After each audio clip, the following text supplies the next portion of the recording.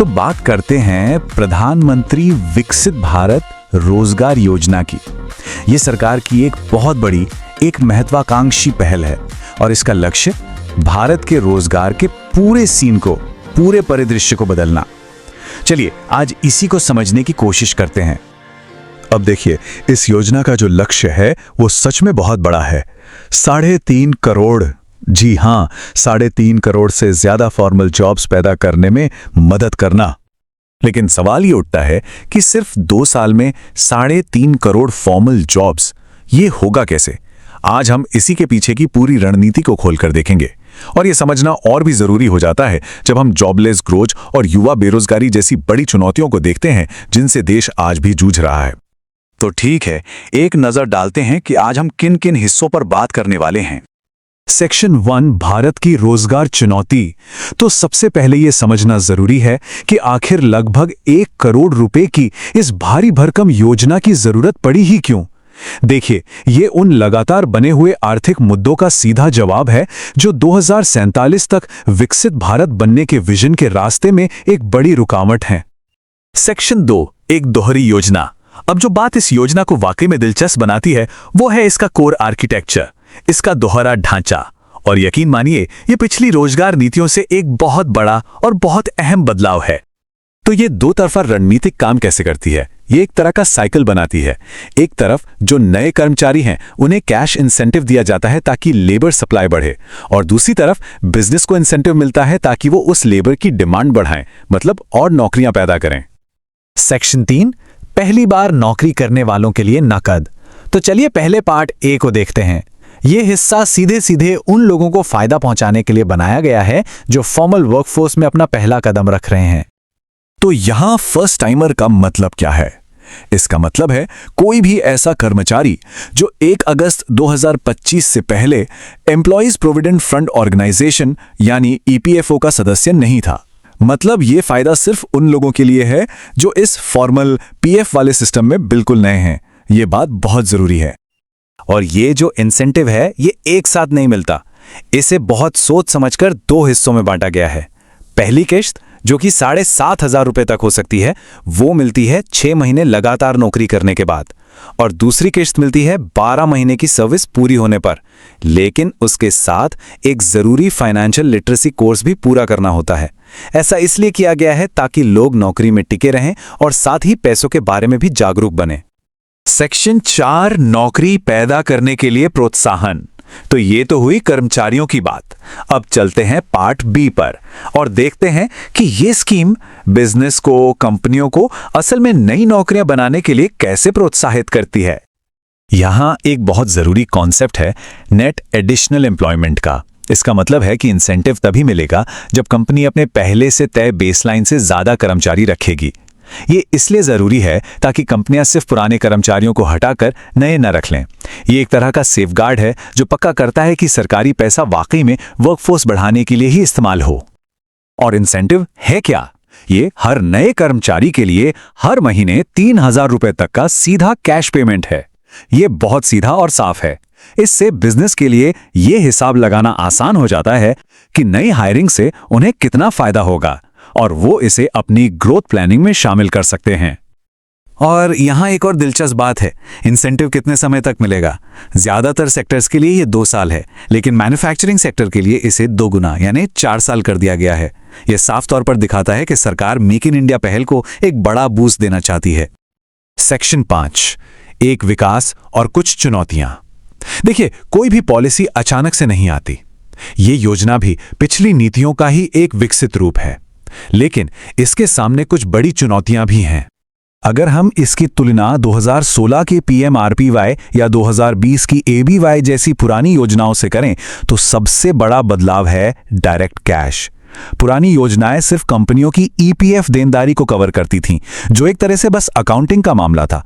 लेकिन पीएमवीवीआरवाई में हाथ में असली कैश आता है, और ये कर्मचारियों और कंपनियों दोनों के लिए एक बहुत बड़ा मनोवैज्ञानिक बदलाव है।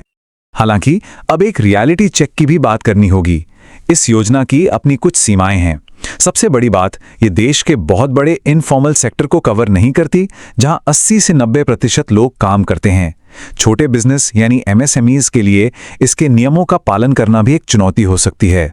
और एक बुनियादी बहस तो है ही, क्या इससे सिर्फ नौकरियों की संख्या बढ़ेगी या फिर अच्छी और टिकाऊ नौकरियां भी पैदा होंगी।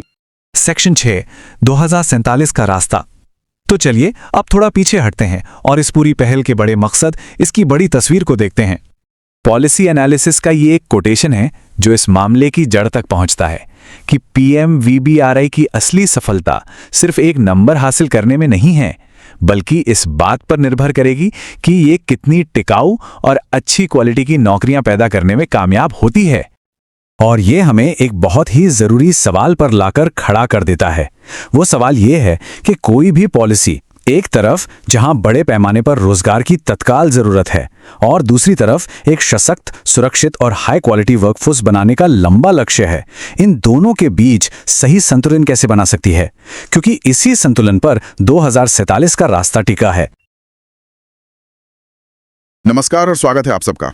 आज हम एक बहुत ही अहम योजना पर बात करने वाले हैं, प्रधानमंत्री विकसित भारत रोजगार योजना, या जिसे पीएमवीबीआरवाई कहा जा रहा है। नमस्कार।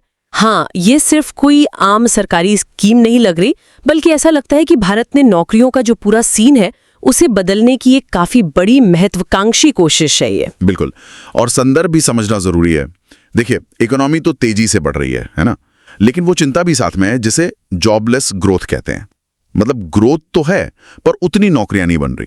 सही बात है, और हर साल लाखों युवा जॉब मार्केट में आ रहे हैं, तो ये योजना इसी चुनौती को कह सकते हैं एड्रेस करने की कोशिश है।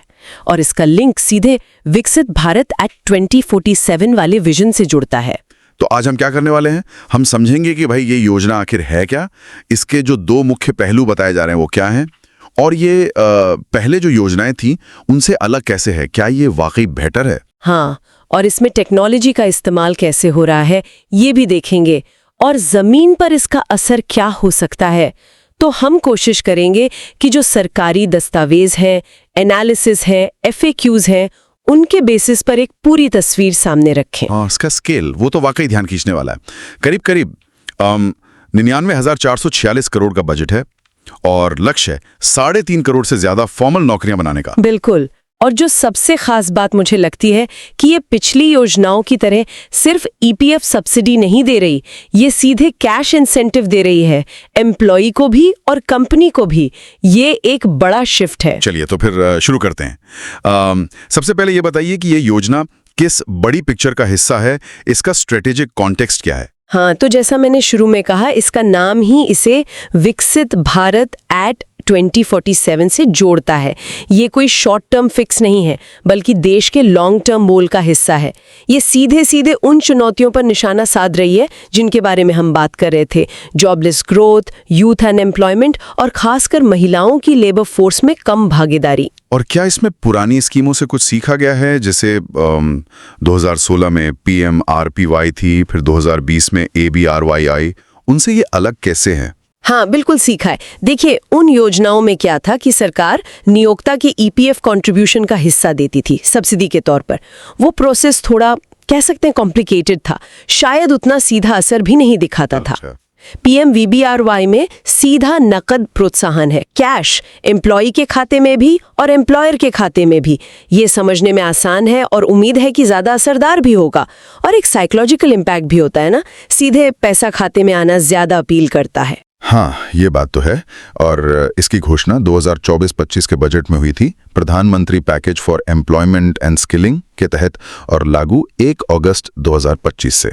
जी हाँ, और इसकी जो सबसे इनोवेटिव चीज है वो है इसका ड्यूल प्रोंग्ड अप्रोच, मतलब दो तरफा प्रोत्साहन मॉडल।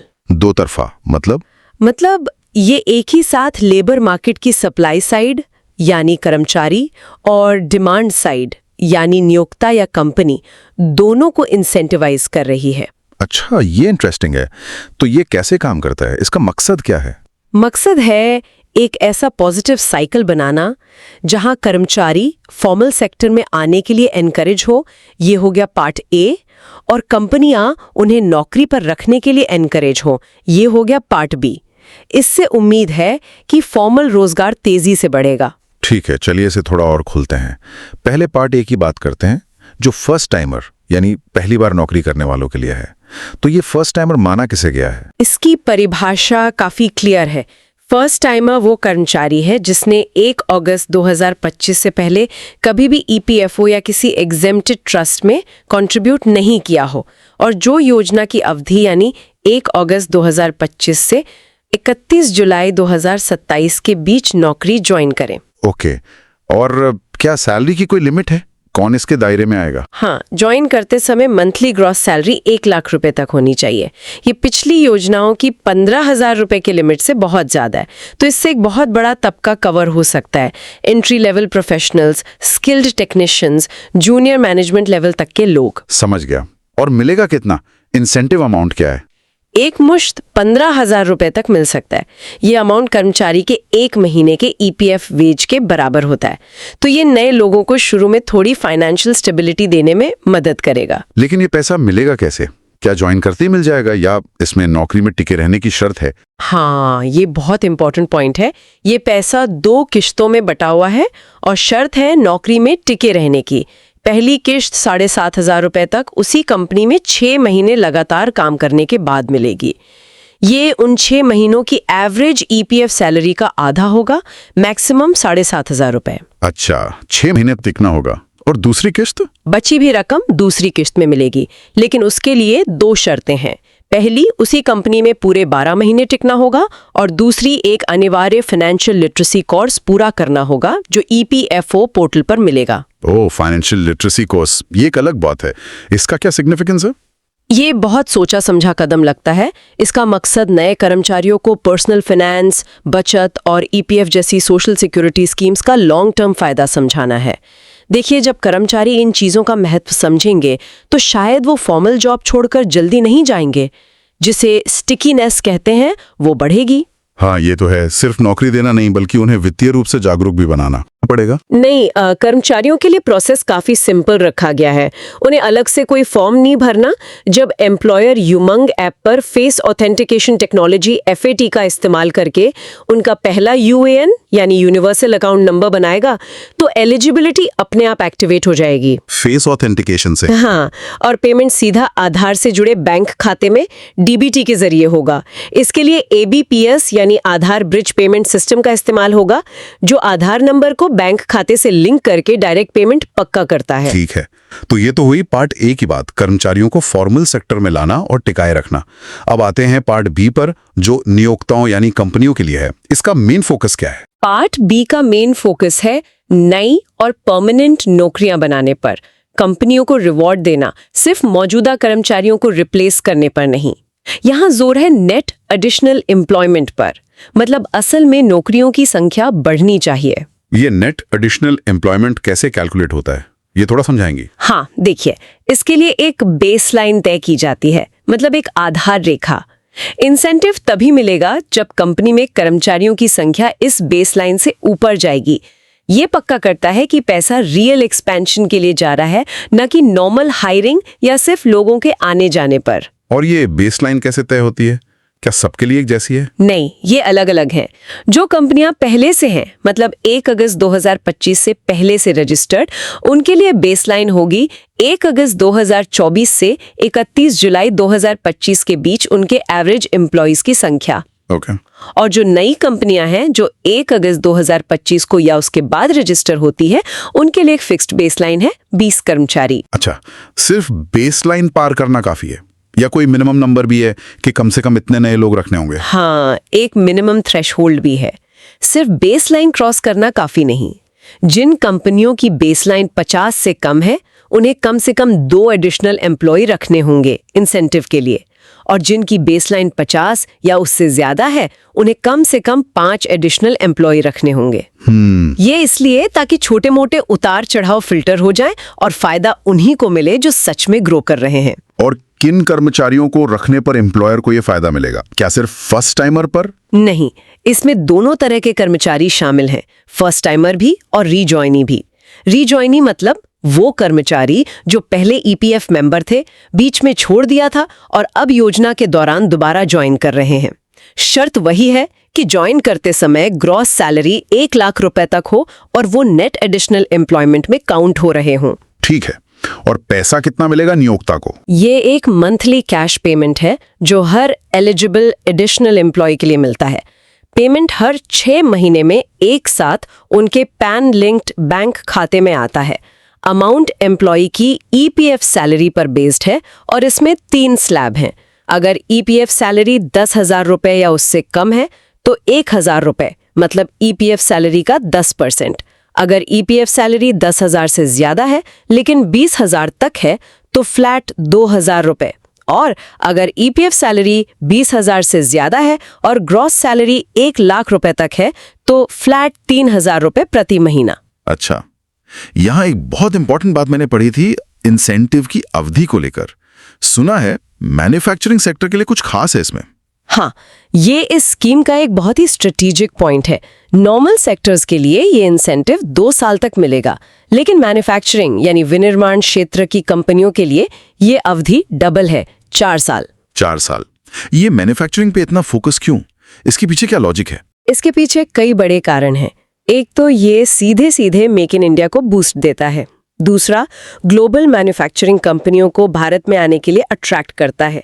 तीसरा, मैन्युफैक्चरिंग में बड़े पैमाने पर जॉब क्रिएशन की क्षमता होती है, खासकर सेमी स्किल्ड और स्किल्ड वर्कर्स के लिए।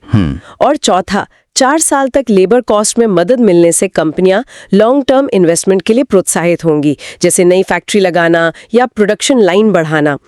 ये सिर्फ हायरिंग नहीं बल्कि इंडस्ट्रियल ग्रोथ को सपोर्ट करना है। समझ गए। अच्छा, नियोक्ताओं के लिए एप्लीकेशन प्रोसेस कैसा है? क्या वो मुश्किल है? उन्हें एक बार ऑनलाइन रजिस्टर करना होता है ऑफिशियल पोर्टल पर। अपना pan, GSTIN, tan, bank details वगैरह देनी होती हैं। इसके बाद सबसे जरूरी काम है हर महीने टाइम पर ECR फाइल करना। ECR यानी इलेक्ट्रॉनिक चालान कम रिटर्न। ये बेसिकली मंथली ऑनलाइन रिटर्न है जिसमें एम्प्लॉई के EPF कंट्रीब्यूशन और कंपनी की डिटेल्स होती हैं। ओके। अगर वो सारी शर्तें पूरी करते हैं तो इंसेंटिव हर 6 महीने में उनके पैन लिंक्ड बैंक खाते में आ जाता है। ठीक है, तो हमने दोनों पार्ट समझ लिए, एम्प्लॉई और एम्प्लॉय इंसेंटिव। अब बात करते हैं टेक्नोलॉजी, गवर्नेंस और कंप्लायंस की। लगता है टेक्नोलॉजी का रोल काफी बड़ा इसमें। बिल्कुल, ये स्कीम कह सकते हैं डिजिटली नेटिव है। एम्प्लॉय का UAN बनाने के लिए फेस ऑथेंटिकेशन टेक्नोलॉजी फैट का इस्तेमाल है यूमंग ऐप के जरिए। ये फ्रॉड रोकने की पहली दीवार है। पेमेंट्स पूरी तरह DBT से हैं, एम्प्लॉय के लिए आधार लिंक्ड ABPS से, एम्प्लॉयर के लिए पैन लिंक्ड खाते से। इससे एफिशिएंसी बढ़ती है और करप्शन की गुंजाइश कम होती है। और फ्रॉड रोकने के लिए और क्या इंतजाम है? ये करीब 1 लाख करोड़ की स्कीम है, तो रिस्क तो होगा ही। हाँ, और इसके लिए बहुत ही सोफिस्टिकेटेड प्रोएक्टिव फ्रेमवर्क बनाया गया है। ये पुराने तरीके के ऑडिट से अलग है जो बाद में होता था। ये real time data driven monitoring है। इसका कोर है API इंटीग्रेशन। API इंटीग्रेशन मतलब EPFO का जो क्लेम डेटा है उसे दूसरे सरकारी पोर्टल्स के डेटा से रियल टाइम में मिलाया जाता है, जैसे GSTN, income tax department, CBDT, customs, CBIC, ministry of corporate affairs MCA और MSMEs के लिए उद्यम पोर्टल। अच्छा, तो ये एक तरह की डिजिटल जासूसी है जो लगातार चलती रहती है। कह सकते हैं। जैसे मान लीजिए कोई कंपनी बहुत सारे नए कर्मचारियों का दावा करती है तो सिस्टम ऑटोमेटिकली चेक करेगा कि क्या उस कंपनी का GST रिटर्न बढ़ा है, क्या बिजली का बिल बढ़ा है, क्या वो MCA पोर्टल पर एक्टिव है। अगर डेटा मैच नहीं होता, मान लीजिए 100 कर्मचारी दिखाए पर GST रिटर्न फ्लैट है, तो 6 महीने का पेमेंट रिलीज करने से पहले ही एक रेड फ्लैग जनरेट हो जाएगा जांच के लिए। हाँ, ये तो काफी स्मार्ट तरीका है। बिल्कुल, ये फ्रॉड रोकने का बहुत असरदार तरीका है और इसे पिछली योजनाओं जैसे PLI या आत्मनिर्भर भारत अभियान के अनुभवों से सीखकर और बेहतर बनाया गया है। और गवर्नेंस स्ट्रक्चर कैसा है? कौन देख रहा है ये सब? DPIIT और लेबर इंटेंसिव मिनिस्ट्रीज के सीनियर अफसर होते हैं। ये पॉलिसी देखती है, डायरेक्शन देती है। और जमीनी लेवल पर? उसके लिए एक एग्जीक्यूटिव कमेटी है जिसे EPFO के हेड यानी CPFO चेयर करते हैं। इसमें EPFO और लेबर मिनिस्ट्री के फाइनेंस और अकाउंट्स डिवीजन के सीनियर अफसर होते हैं। ये committee implementation, IT system, communication, शिकायत निवारण ये सब देखती है। और क्या प्रोग्रेस को ट्रैक करने का कोई तरीका है, कोई मॉनिटरिंग? हाँ, ट्रांसपेरेंसी के लिए एक पब्लिक पोर्टल होगा जो रियल टाइम डेटा दिखाएगा। स्कीम शुरू होने के 1 साल बाद एक independent third party mid term evaluation होना है, ताकि जरूरत पड़े तो कोर्स करेक्शन किया जा सके। और स्कीम खत्म होने के 3 महीने के अंदर एक फाइनल इवैल्यूएशन होगा। साथ ही CAG ऑडिट का भी प्रावधान है। और अगर किसी को कोई शिकायत हो एम्प्लॉय या एम्प्लॉयर को? EPFO एक ऑनलाइन ग्रीवांस रिड्रेसल मैकेनिज्म और एक कॉल सेंटर देगा। टारगेट है कि 15 दिन के अंदर शिकायतों का निपटारा हो, और अगर मुद्दा हल नहीं होता तो अपील करने का भी एक क्लियर प्रोसेस होगा। ये सब सुनने में तो बहुत डिटेल्ड और वेल थॉट आउट लग रहा है, लेकिन क्या इसमें कुछ संभावित चुनौतियां या चिंताएं भी हैं जिन पर हमें ध्यान देना चाहिए? बिल्कुल है। कोई भी इतनी बड़ी स्कीम चुनौतियों से परे नहीं होती।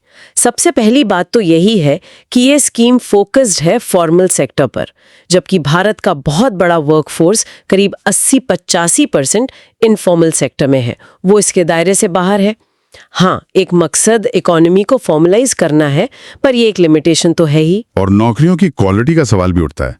कहीं ऐसा तो नहीं कि ये सिर्फ कम सैलरी वाली नौकरियां बढ़ाने पर ज्यादा फोकस करे? ये एक वैलिड कंसर्न है। जो इंसेंटिव का स्ट्रक्चर है वो थोड़ा फर्क तो करता है, पर फिर भी ये रिस्क रहता है कि एम्प्लॉयर्स सब्सिडी मैक्सिमाइज करने के लिए लो वेज, लो प्रोडक्टिविटी जॉब ज्यादा क्रिएट करें। क्रिटिक्स कहते हैं कि ऐसी स्कीम्स कभी-कभी स्किल और प्रोडक्टिविटी में इन्वेस्टमेंट के बजाय सिर्फ हेडकाउंट बढ़ाने को तरजीह दे सकती हैं। हाँ, तो मतलब क्वांटिटी वर्सेस क्वालिटी वाली बात। बिल्कुल। इसीलिए मिड टर्म इवैल्यूएशन में जॉब्स की क्वालिटी, सैलरी लेवल, वो कितने समय तक टिक रही हैं, इन सब पर नजर रखना बहुत जरूरी होगा। और छोटे और मझोले उद्योग यानी MSMEs, उनके लिए क्या चुनौतियां हो सकती हैं? वो तो इस स्कीम के मेन टारगेट हैं, पर क्या वो आसानी से फायदा उठा पाएंगे? हाँ, ये एक प्रैक्टिकल प्रॉब्लम हो सकती है।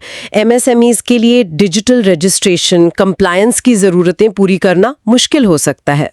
कई छोटी कंपनियों में डेडिकेटेड HR या अकाउंटिंग स्टाफ नहीं होता।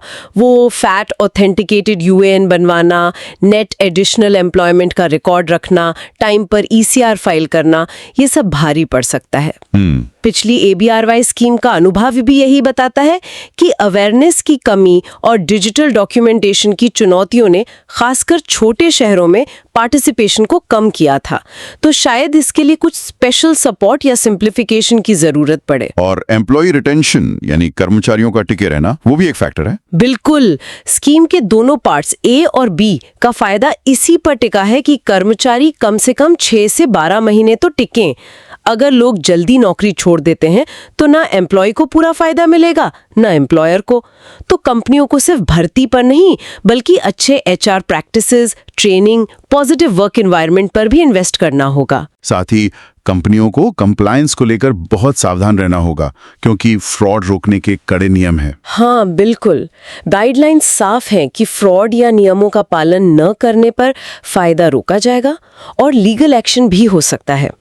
जिन कंपनियों के खिलाफ EPFO की जांच चल रही है या फ्रॉड के लिए FIR है, उन्हें फायदा नहीं मिलेगा।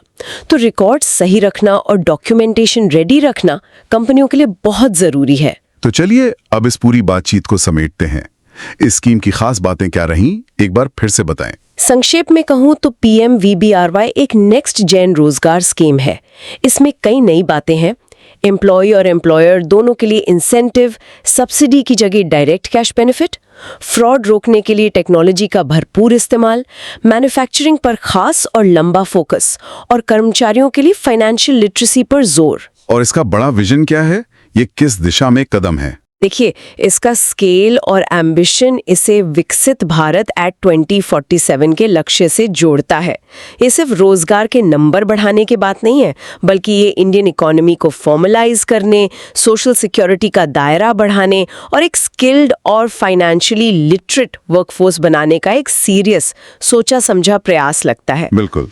तो अंत में श्रोताओं के लिए सोचने वाली बात यह है, ये योजना करोड़ों नौकरियां बनाने का वादा करती है, जो यकीनन एक बड़ा लक्ष्य है। हाँ, लेकिन सवाल ये है कि क्या ये नौकरियां सिर्फ संख्या में बढ़ेंगी या उनकी क्वालिटी, उनकी स्टेबिलिटी और उनसे मिलने वाली लॉन्ग टर्म फाइनेंशियल सिक्योरिटी में भी वाकई सुधार होगा? और फॉर्मल सेक्टर पर इतना फोकस करने का भारत के विशाल इनफॉर्मल सेक्टर और उसमें काम करने वाले करोड़ों लोगों पर क्या असर पड़ेगा? ये कुछ ऐसे सवाल हैं जिनका जवाब ही आने वाले समय में इस योजना की असली सफलता तय करेगा। बिल्कुल, देखना होगा ये जमीन पर कैसे उतरती है। ਸਤਿ ਸ੍ਰੀ ਅਕਾਲ ਤੇ ਸਵਾਗਤ ਹੈ ਸਭ ਦਾ ਅੱਜ ਦੀ ਸਾਡੀ ਇਸ ਖਾਸ ਵਿਚਾਰ ਚਰਚਾ ਵਿੱਚ। ਅੱਜ ਅਸੀਂ ਸਰਕਾਰ ਦੀ ਇੱਕ ਨਵੀਂ ਯੋਜਨਾ ਤੇ ਗੱਲ ਕਰ ਰਹੇ ਹਾਂ।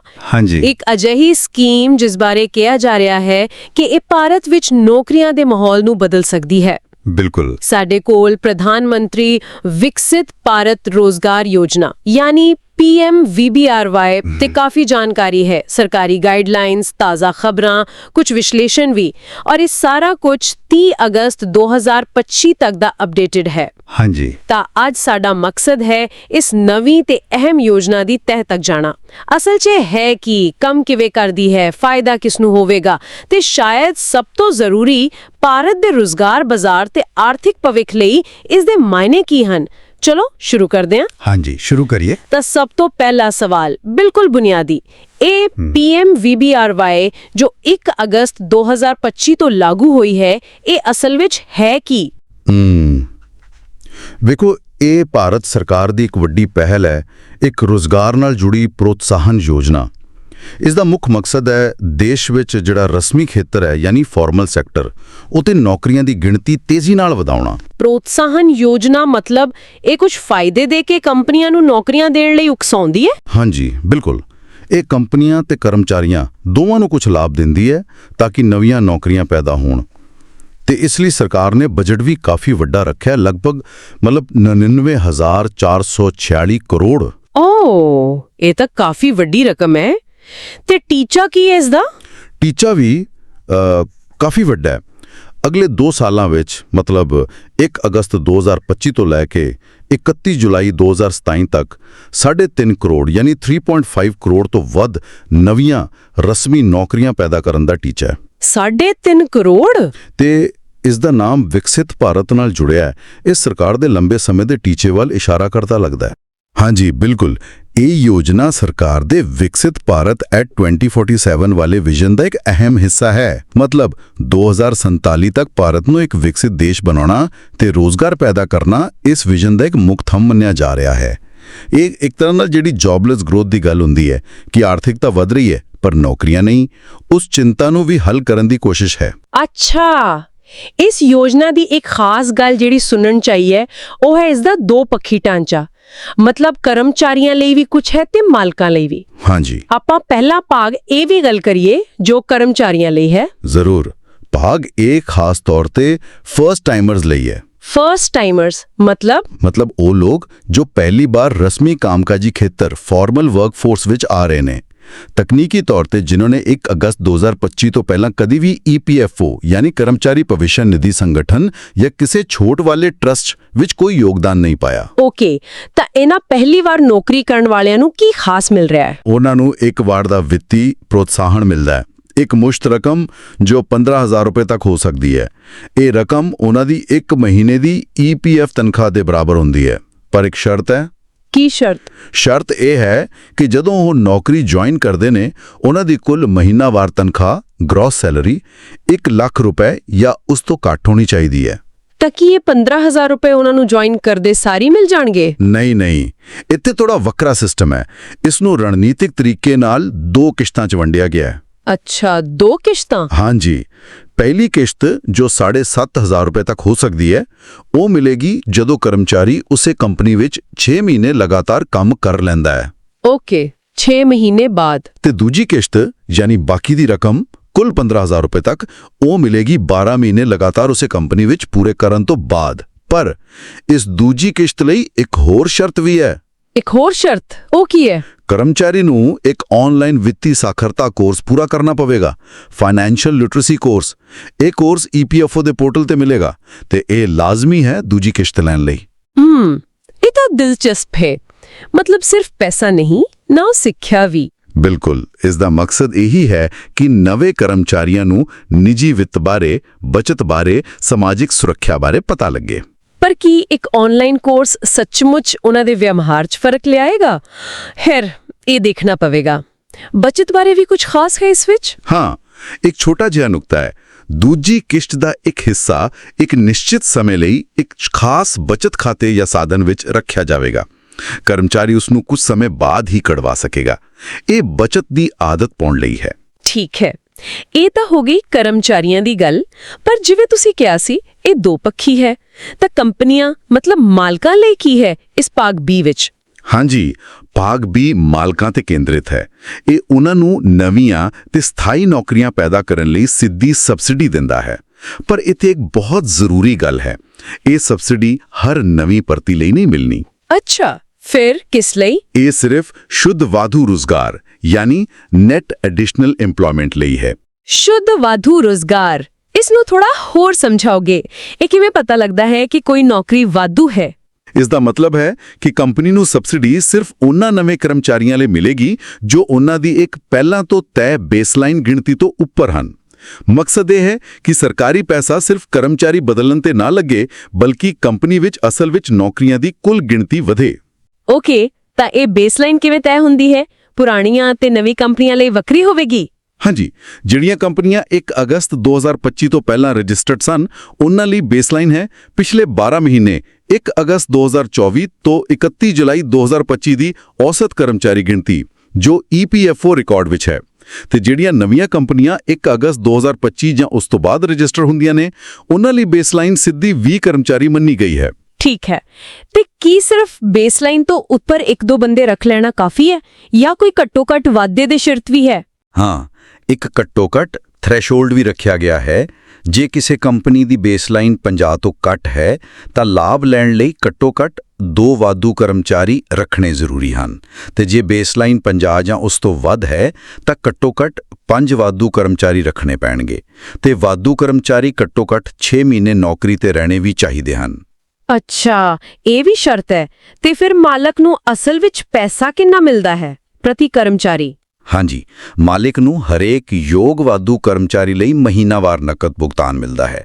ਇਸ ਵਿੱਚ ਫਰਸਟ ਟਾਈਮਰ ਤੇ ਰੀਜੁਆਇਨੀ ਜੋ ਪਹਿਲਾਂ PF ਮੈਂਬਰ ਸਨ ਪਰ ਛੱਡ ਗਏ ਸਨ, ਦੋਨੋਂ ਸ਼ਾਮਿਲ ਹਨ, ਬਸ਼ਰਤੇ ਉਹਨਾਂ ਦੀ ਕੁੱਲ ਤਨਖਾਹ ਜੁਆਇਨ ਕਰਨ ਵੇਲੇ 1 ਲੱਖ ਰੁਪਏ ਮਹੀਨਾ ਤੱਕ ਹੋਵੇ। ਇਹ ਭੁਗਤਾਨ ਇੱਕ ਟਾਇਰਡ ਸਿਸਟਮ ਤੇ ਆਧਾਰਿਤ ਹੈ ਜੋ ਕਰਮਚਾਰੀ ਦੀ EPF ਤਨਖਾਹ ਤੇ ਨਿਰਭਰ ਕਰਦਾ ਹੈ। APF ਤਨਖਾਹ, ਇਹ ਕੁੱਲ ਤਨਖਾਹ ਤੋਂ ਵੱਖਰੀ ਹੁੰਦੀ ਹੈ? ਹਾਂ, ਇਹ ਧਿਆਨ ਰੱਖਣ ਵਾਲੀ ਗੱਲ ਹੈ। ਕੁੱਲ ਤਨਖਾਹ ਤਾਂ ਕਰਮਚਾਰੀ ਦੀ ਯੋਗਤਾ ਦੇਖਣ ਲਈ ਹੈ, ਪਰ ਮਾਲਕ ਨੂੰ ਜਿਹੜਾ ਪੈਸਾ ਮਿਲਣਾ ਹੈ ਉਹ EPF ਤਨਖਾਹ ਦੇ ਹਿਸਾਬ ਨਾਲ ਮਿਲਣਾ ਹੈ, ਯਾਨੀ ਤਨਖਾਹ ਦਾ ਉਹ ਹਿੱਸਾ ਜਿਸ ਤੇ PF ਕੱਟਿਆ ਜਾਂਦਾ ਹੈ, ਆਮ ਤੌਰ ਤੇ ਬੇਸਿਕ ਤੇ DA। ਇਸ ਦੇ ਟਾਇਰ ਇਸ ਤਰ੍ਹਾਂ ਨੇ, ਜੇ ਕਰਮਚਾਰੀ ਦੀ EPF ਤਨਖਾਹ 10,000 ਰੁਪਏ ਤੱਕ ਹੈ ਤਾਂ ਮਾਲਕ ਨੂੰ 1,000 ਰੁਪਏ ਪ੍ਰਤੀ ਮਹੀਨਾ ਤੱਕ EPF ਤਨਖਾਹ ਦਾ 10% ਮਿਲਣਗੇ। ਜੇ EPF ਤਨਖਾਹ 10,000 ਰੁਪਏ ਤੋਂ ਵੱਧ ਪਰ 20,000 ਰੁਪਏ ਤੱਕ ਹੈ ਤਾਂ ਸਿੱਧੇ 2,000 ਰੁਪਏ ਪ੍ਰਤੀ ਮਹੀਨਾ, ਤੇ ਜੇ EPF ਤਨਖਾਹ 20,000 ਰੁਪਏ ਤੋਂ ਵੱਧ ਹੈ ਪਰ ਕੁੱਲ ਤਨਖਾਹ 1 ਲੱਖ ਰੁਪਏ ਤੱਕ ਤਾਂ 3,000 ਰੁਪਏ ਪ੍ਰਤੀ ਮਹੀਨਾ। 1,000, 2,000 ਜਾਂ 3,000 ਰੁਪਏ ਪ੍ਰਤੀ ਮਹੀਨਾ ਪ੍ਰਤੀ ਯੋਗ ਕਰਮਚਾਰੀ। ਤੇ ਇਹ ਕਦੋਂ ਤੱਕ ਮਿਲੇਗਾ? ਕਿੰਨੇ ਸਾਲਾਂ ਲਈ? ਇੱਥੇ ਵੀ ਕੁਝ ਖਾਸ ਹੈ? ਹਾਂ, ਇੱਥੇ ਇੱਕ ਬਹੁਤ ਹੀ ਅਹਿਮ ਤੇ ਵੱਡਾ ਫਰਕ ਹੈ। ਇਹ ਦਰਸਾਉਂਦਾ ਹੈ ਕਿ ਸਰਕਾਰ ਕਿਹੜੇ ਖੇਤਰ ਨੂੰ ਜ਼ਿਆਦਾ ਮਹੱਤਵ ਦੇ ਰਹੀ ਹੈ।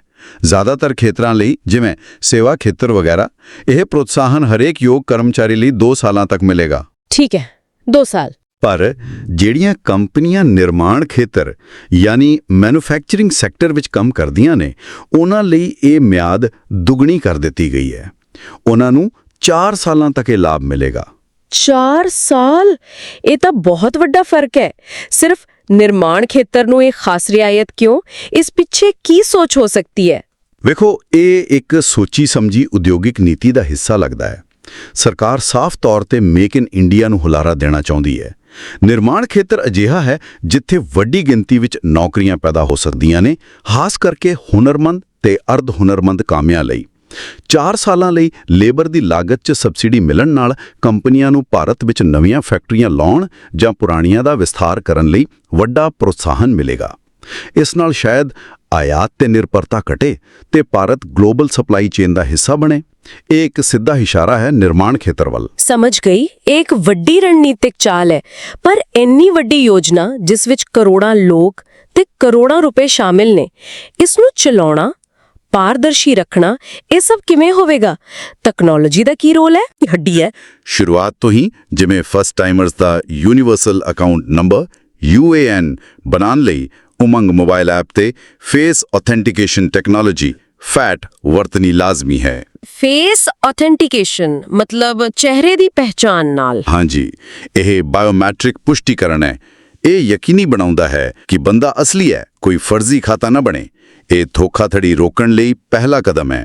ਤੇ ਪੈਸੇ ਦਾ ਲੈਣ ਦੇਣ ਉਹ ਕਿਵੇਂ ਹੋਵੇਗਾ? ਸਿੱਧਾ ਖਾਤਿਆਂ 'ਚ? ਬਿਲਕੁਲ, ਸਾਰਾ ਪੈਸਾ ਸਿੱਧੇ ਲਾਭ ਟ੍ਰਾਂਸਫਰ ਯਾਨੀ ਡੀਬੀਟੀ ਰਾਹੀਂ ਜਾਵੇਗਾ। ਕਰਮਚਾਰੀਆਂ ਭਾਗ ਏ ਨੂੰ ਉਹਨਾਂ ਦੇ ਆਧਾਰ ਨਾਲ ਜੁੜੇ ਬੈਂਕ ਖਾਤਿਆਂ ਵਿੱਚ ਆਧਾਰ ਬ੍ਰਿਜ ਪੇਮੈਂਟ ਸਿਸਟਮ ABPS ਰਾਹੀਂ, ਤੇ ਮਾਲਕਾਂ ਭਾਗ ਬੀ ਨੂੰ ਉਹਨਾਂ ਦੇ ਪੈਨ ਨਾਲ ਜੁੜੇ ਬੈਂਕ ਖਾਤਿਆਂ ਵਿੱਚ ਹਰ 6 ਮਹੀਨੇ ਬਾਅਦ ਇਕੱਠੀ ਰਕਮ ਵਜੋਂ। ਇਸ ਨਾਲ ਵਿਚੋਲੀਏ ਖਤਮ ਤੇ ਪੈਸੇ ਦੀ ਬਰਬਾਦੀ ਦਾ ਖਤਰਾ ਘਟ। ਪਰ ਕੰਪਨੀਆਂ ਤਾਂ ਫਿਰ ਵੀ ਗਲਤ ਦਾਅਵੇ ਕਰ ਸਕਦੀਆਂ ਨੇ, ਮਤਲਬ ਜ਼ਿਆਦਾ ਕਰਮਚਾਰੀ ਦਿਖਾ ਕੇ ਵੱਧ ਸਬਸਿਡੀ ਲੈਣ ਦੀ ਕੋਸ਼ਿਸ਼। ਇਸ ਦੀ ਜਾਂਚ ਕਿਵੇਂ ਹੋਵੇਗੀ? ਹਾਂ, ਉਸ ਲਈ ਵੀ ਤਕਨਾਲੋਜੀ ਦੀ ਵਰਤੋਂ ਹੋ ਰਹੀ ਹੈ। ਇੱਕ ਅਹਿਮ ਚੀਜ਼ ਹੈ API ਇੰਟੀਗ੍ਰੇਸ਼ਨ। API ਇੰਟੀਗ੍ਰੇਸ਼ਨ ਇਹ ਕੀ ਹੁੰਦਾ ਹੈ? ਮਤਲਬ EPFO ਦਾ ਸਿਸਟਮ ਦੂਜੇ ਸਰਕਾਰੀ ਵਿਭਾਗਾਂ ਜਿਵੇਂ GST network GSTN, income tax ਵਿਭਾਗ CBDT, ਕਾਰਪੋਰੇਟ ਮਾਮਲਿਆਂ ਦਾ ਮੰਤਰਾਲੇ MCA, ਇਹਨਾਂ ਦੇ ਸਿਸਟਮਾਂ ਨਾਲ ਜੁੜਿਆ ਹੋਵੇਗਾ ਤੇ ਡਾਟਾ ਸਾਂਝਾ ਕਰੇਗਾ। ਜਿਵੇਂ ਜੇ ਕੋਈ ਕੰਪਨੀ ਅਚਾਨਕ ਬਹੁਤ ਸਾਰੇ ਨਵੇਂ ਕਰਮਚਾਰੀ ਦਿਖਾਉਂਦੀ ਹੈ ਪਰ ਉਸ ਦੀ GST ਰਿਟਰਨ ਦੱਸਦੀ ਹੈ ਕਿ ਕਾਰੋਬਾਰ ਵਧਿਆ ਹੀ ਨਹੀਂ ਜਾਂ ਬਿਜਲੀ ਦਾ ਬਿੱਲ ਪਹਿਲਾਂ ਜਿੰਨਾ ਹੀ ਹੈ, ਤਾਂ ਇਹ ਇੱਕ ਸ਼ੱਕੀ ਮਾਮਲਾ ਰੈੱਡ ਫਲੈਗ ਬਣ ਜਾਵੇਗਾ। ਫਿਰ ਉਸ ਦੀ ਜਾਂਚ ਹੋ ਸਕਦੀ ਹੈ। ਵਾਹ, ਇਹ ਤਾਂ ਕਾਫੀ ਚੁਸਤ ਤਰੀਕਾ ਲੱਗਦਾ ਹੈ। ਤੇ ਇਸ ਸਾਰੇ ਤਾਮ-ਝਾਮ ਨੂੰ ਸੰਭਾਲ ਕੌਣ ਰਿਹਾ ਹੈ? ਕਿਹੜਾ ਵਿਭਾਗ ਜ਼ਿੰਮੇਵਾਰ ਹੈ? ਮੁੱਖ ਜ਼ਿੰਮੇਵਾਰੀ ਤਾਂ ਕਿਰਤ ਤੇ ਰੁਜ਼ਗਾਰ ਮੰਤਰਾਲੇ MOL&E ਦੇ ਅਧੀਨ EPFO ਦੀ ਹੀ ਹੈ। ਉਹੀ ਇਸ ਨੂੰ ਲਾਗੂ ਕਰ ਰਿਹਾ ਹੈ, ਪਰ ਇਸ ਦੀ ਨਿਗਰਾਨੀ ਲਈ ਇੱਕ 2-ਪੱਧਰੀ ਢਾਂਚਾ ਬਣਾਇਆ ਗਿਆ ਹੈ। 2-ਪੱਧਰੀ ਢਾਂਚਾ? ਹਾਂਜੀ, ਇੱਕ ਉੱਚ ਪੱਧਰੀ ਸਟੀਅਰਿੰਗ ਕਮੇਟੀ ਹੈ ਜਿਸ ਦੇ ਮੁਖੀ ਕਿਰਤ ਸਕੱਤਰ ਹੁੰਦੇ ਨੇ ਤੇ ਇਸ ਵਿੱਚ ਵਿੱਤ ਮੰਤਰਾਲੇ, ਨੀਤੀ ਆਯੋਗ ਵਗੈਰਾ ਦੇ ਵੱਡੇ ਅਧਿਕਾਰੀ ਹੁੰਦੇ ਨੇ। ਇਹ ਵੱਡੇ ਨੀਤੀਗਤ ਫੈਸਲੇ ਲੈਂਦੀ ਹੈ। ਜੀ। ਤੇ ਦੂਜੀ ਹੈ ਕਾਰਜਕਾਰੀ ਕਮੇਟੀ ਜਿਸ ਦੇ ਮੁਖੀ EPFO ਦੇ ਚੀਫ ਯਾਨੀ CPFC ਹੁੰਦੇ ਨੇ। ਇਹ ਰੋਜ਼ਾਨਾ ਦੇ ਕੰਮਕਾਜ, IT ਸਿਸਟਮ, ਲੋਕਾਂ ਨੂੰ ਜਾਣਕਾਰੀ ਦੇਣਾ, ਸ਼ਿਕਾਇਤਾਂ ਸੁਣਨਾ, ਇਹ ਸਭ ਦੇਖਦੀ ਹੈ। ਤੇ ਪਾਰਦਰਸ਼ਤਾ ਤੇ ਜਵਾਬਦੇਹੀ ਦਾ ਕੀ ਪ੍ਰਬੰਧ ਹੈ? ਕਿ ਆਮ ਲੋਕਾਂ ਨੂੰ ਪਤਾ ਲੱਗੇਗਾ ਕਿ ਯੋਜਨਾ ਕਿਵੇਂ ਚੱਲ ਰਹੀ ਹੈ, ਪੈਸਾ ਕਿੱਥੇ ਜਾ ਰਿਹਾ ਹੈ? ਹਾਂ, ਉਸ ਲਈ ਵੀ ਕੁਝ ਕਦਮ ਚੁੱਕੇ ਗਏ ਨੇ। EPFO ਇੱਕ ਜਨਤਕ ਡੈਸ਼ਬੋਰਡ ਬਣਾਏਗਾ, ਇੱਕ ਵੈਬਸਾਈਟ ਜਿੱਥੇ ਯੋਜਨਾ ਦੇ ਅੰਕੜੇ ਲਗਭਗ ਰੀਅਲ ਟਾਈਮ 'ਚ ਦਿਖਣਗੇ, ਜਿਵੇਂ ਕਿੰਨੇ ਲੋਕਾਂ ਨੂੰ ਫਾਇਦਾ ਹੋਇਆ, ਕਿੰਨਾ ਪੈਸਾ ਵੰਡਿਆ ਗਿਆ, ਕਿਹੜੇ ਸੈਕਟਰ 'ਚ ਜ਼ਿਆਦਾ ਨੌਕਰੀਆਂ ਆਈਆਂ ਵਗੈਰਾ ਵਗੈਰਾ।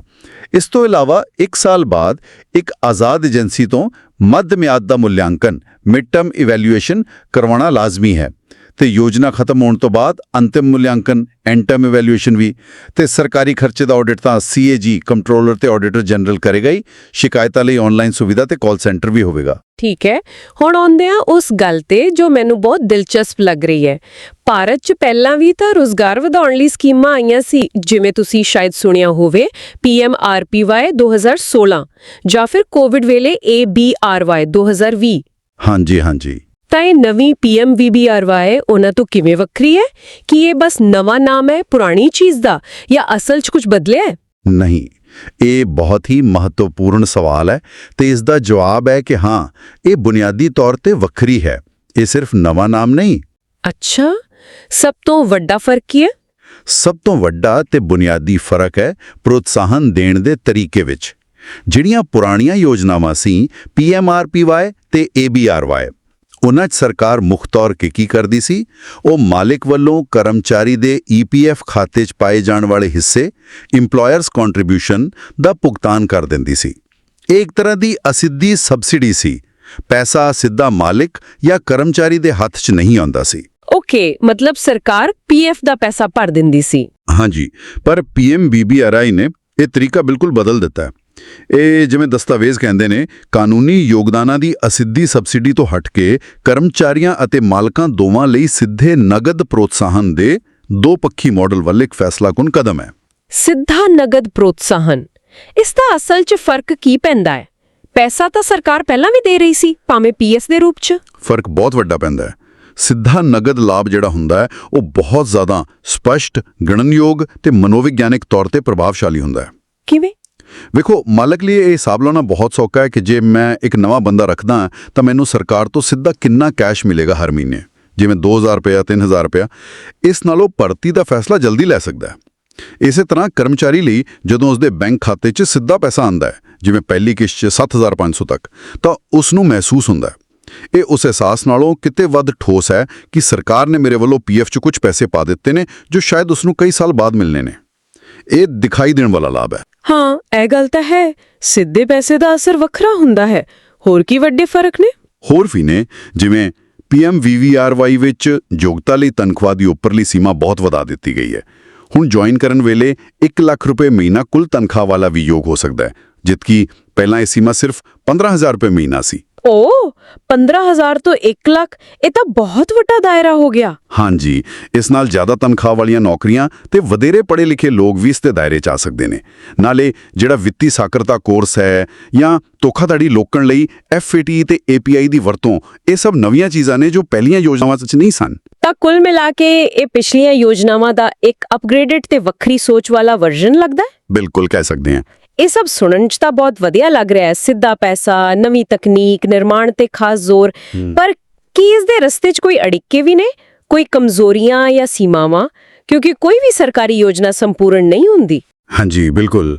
ਤੇ ਇਹਨਾਂ ਚੁਣੌਤੀਆਂ ਜਾਂ ਕਮਜ਼ੋਰੀਆਂ ਬਾਰੇ ਗੱਲ ਕਰਨੀ ਵੀ ਉਨੀ ਹੀ ਜ਼ਰੂਰੀ ਹੈ। ਕੁਝ ਗੰਭੀਰ ਨੁਕਤੇ ਹਨ ਜਿਨ੍ਹਾਂ ਨੂੰ ਨਜ਼ਰਅੰਦਾਜ਼ ਨਹੀਂ ਕੀਤਾ ਜਾ ਸਕਦਾ। ਜਿਵੇਂ ਕਿ ਗੈਰ ਰਸਮੀ ਖੇਤਰ ਦੀ ਅਣਦੇਖੀ। ਸ਼ਾਇਦ ਸਭ ਤੋਂ ਵੱਡੀ ਸੀਮਾ ਇਹੀ ਹੈ ਕਿ ਇਹ ਯੋਜਨਾ ਪੂਰੀ ਤਰ੍ਹਾਂ ਰਸਮੀ ਖੇਤਰ ਯਾਨੀ ਫਾਰਮਲ ਸੈਕਟਰ ਤੇ ਟਿਕੀ ਹੋਈ ਹੈ, ਕਿਉਂਕਿ ਇਹ EPFO ਰਜਿਸਟ੍ਰੇਸ਼ਨ ਤੇ ਨਿਰਭਰ ਕਰਦੀ ਹੈ। ਹੁਣ ਭਾਰਤ ਦਾ ਤਾਂ ਬਹੁਤ ਵੱਡਾ ਹਿੱਸਾ, ਲਗਭਗ 80-85% ਕੰਮ ਕਰਨ ਵਾਲੇ ਉਹ ਗੈਰ ਰਸਮੀ ਇਨਫਾਰਮਲ ਖੇਤਰ 'ਚ ਨੇ। ਇਹ ਯੋਜਨਾ ਸਿੱਧੇ ਤੌਰ ਤੇ ਉਹਨਾਂ ਦੀ ਕੋਈ ਮਦਦ ਨਹੀਂ ਕਰਦੀ, ਭਾਵੇਂ ਇਸ ਦਾ ਇੱਕ ਮਕਸਦ ਲੋਕਾਂ ਨੂੰ ਰਸਮੀ ਖੇਤਰ 'ਚ ਲਿਆਉਣਾ ਹੈ, ਪਰ ਜੋ ਪਹਿਲਾਂ ਹੀ ਬਾਹਰ ਨੇ ਉਹਨਾਂ ਨੂੰ ਇਸ ਦਾ ਸਿੱਧਾ ਫਾਇਦਾ ਨਹੀਂ। ਇਹ ਤਾਂ ਬਹੁਤ ਵੱਡਾ ਨੁਕਤਾ ਹੈ। ਦੇਸ਼ ਦੀ ਆਰਥਿਕਤਾ ਦਾ ਇੰਨਾ ਵੱਡਾ ਹਿੱਸਾ ਇਸ ਦੇ ਦਾਇਰੇ ਤੋਂ ਬਾਹਰ ਰਹਿ ਗਿਆ। ਹੋਰ ਕੀ ਚੁਣੌਤੀਆਂ ਨੇ? MSME ਲਈ ਮੁਸ਼ਕਲਾਂ। ਦੂਜੀ ਵੱਡੀ ਚੁਣੌਤੀ ਹੈ ਛੋਟੇ ਤੇ ਦਰਮਿਆਨੇ ਉਦਮਾਂ ਯਾਨੀ MSMEs ਲਈ। ਇਹ ਭਾਰਤ 'ਚ ਸਭ ਤੋਂ ਵੱਧ ਨੌਕਰੀਆਂ ਦਿੰਦੇ ਨੇ, ਪਰ ਉਹਨਾਂ ਲਈ ਇਸ ਯੋਜਨਾ ਦੀਆਂ ਜਿਹੜੀਆਂ ਡਿਜੀਟਲ ਲੋੜਾਂ ਨੇ, ਜਿਵੇਂ ਫੈਟ ਨਾਲ UAN ਬਣਾਉਣਾ, ਸ਼ੁੱਧ ਵਾਧੂ ਰੁਜ਼ਗਾਰ ਦਾ ਰਿਕਾਰਡ ਰੱਖਣਾ, ਸਮੇਂ ਸਿਰ EPFO ਰਿਟਰਨ ਭਰਨਾ, ਇਹ ਸਭ ਕਰਨਾ ਔਖਾ ਹੋ ਸਕਦਾ ਹੈ। ਬਹੁਤ ਸਾਰੀਆਂ ਛੋਟੀਆਂ ਕੰਪਨੀਆਂ ਕੋਲ ਵੱਖਰਾ HR ਜਾਂ ਅਕਾਊਂਟ ਸਟਾਫ ਨਹੀਂ ਹੁੰਦਾ। ਪਿਛਲੀ ABRY ਯੋਜਨਾ 'ਚ ਵੀ ਦੇਖਿਆ ਗਿਆ ਸੀ ਕਿ ਜਾਗਰੂਕਤਾ ਦੀ ਕਮੀ ਤੇ ਡਿਜੀਟਲ ਕੰਮਾਂ ਦੀਆਂ ਮੁਸ਼ਕਲਾਂ ਕਾਰਨ ਖਾਸ ਕਰਕੇ ਛੋਟੇ ਸ਼ਹਿਰਾਂ 'ਚ ਬਹੁਤ ਸਾਰੇ MSMEs ਇਸ ਦਾ ਪੂਰਾ ਲਾਭ ਨਹੀਂ ਲੈ ਸਕੇ ਸਨ। ਤਾਂ ਕੀ ਇਸ ਦਾ ਮਤਲਬ ਇਹ ਹੋਇਆ ਕਿ ਵੱਡੀਆਂ ਸੰਗਠਿਤ ਕੰਪਨੀਆਂ ਸ਼ਾਇਦ ਇਸ ਦਾ ਜ਼ਿਆਦਾ ਫਾਇਦਾ ਲੈ ਜਾਣਗੀਆਂ? ਹਾਂ, ਇਹ ਖਤਰਾ ਤਾਂ ਹੈ।